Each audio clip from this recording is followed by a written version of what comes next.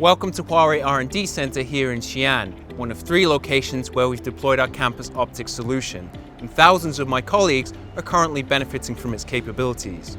Let's go take a look around and see what's going on. We're here in front of the V5 office building where about 2,000 R&D staff work. We've deployed our campus OptiX solution here, and to compare and observe the tangible benefits of this solution, we've also deployed a traditional Ethernet switch solution. Okay, let's go take a look around and see how these 2 networks work. These are the structural diagrams of the 2 networks. The Ethernet solution consists of an equipment room, backbone, management, horizontal cabling, and work area subsystems. The main devices are core switches, the aggregation switch, and access switches. The core switches are connected to aggregation and access switches using optical fibers. The access switches are connected to terminals using 50 to 80 meter long Ethernet cables. Similarly, the campus OptiX network solution consists of an equipment room, backbone optical cable, distribution subsystem, access optical cable, and work area subsystems. Its main devices are core switches, OLTs, optical splitters, and ONUs. Optical fiber connects the core switch to ONUs, and Ethernet cables are only used to connect ONUs to terminals. There are 2 key differences between the 2 solutions. First, the campus OptiX solution uses passive optical splitters instead of the active access switches and aggregation switch used in the traditional solution. Second, in the campus OptiX solution, optical fibers move downward to the ONU level, and network cable length is shortened from dozens of meters to just a few. This feature is called optical in, copper out.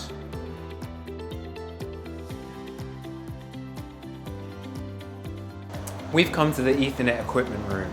This is one of 4 in the building, and it's capable of supporting 500 employees as they go about their day. And there's a lot of equipment here. I can count 7 cabinets housed in this fairly sizable room. The switches in these cabinets are active. They need plenty of power and generate quite a bit of heat. And that means that we need to keep the air conditioner running all day long, which is quite an expense. To hold this massive bundle of network cables, we need to have a large cable tray. And remember, this mess of network cables can only support 500 people working. These cables are distributed from access switches to the information points on desks. Now, we've seen the Ethernet equipment room. Let's head up 1 floor to the campus OptiX equipment room.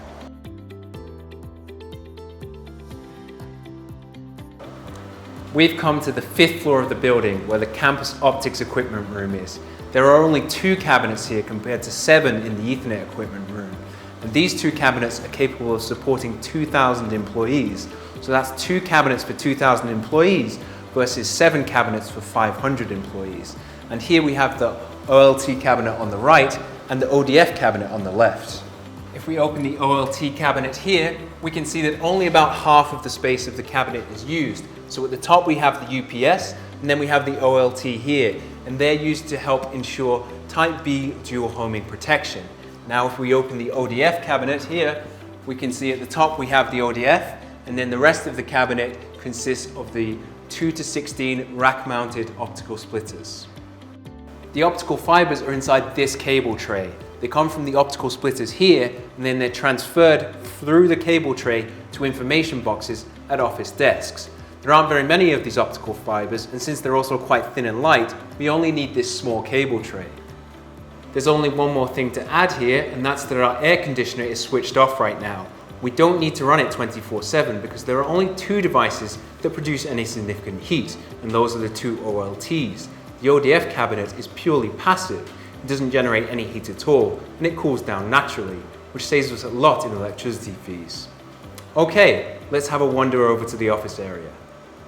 Optical fibers from the optical splitter are transported to each desk via this underground cabling duct, and you can see those optical fibers in this glass cabinet. Now if we look inside, we can see 2 different colors of cables. We have the gray Ethernet cables, and we have these white cables bound with the green tape, which are the optical fiber cables.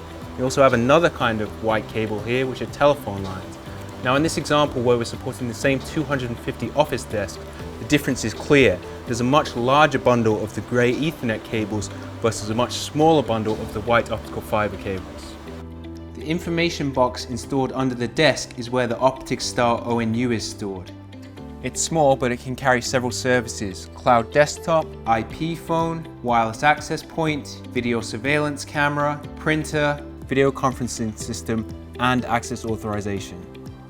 Let's look at some numbers. For the same number of users, 2,000 network cables are used in the switch solution. The width of the cable tray is 40 centimeters.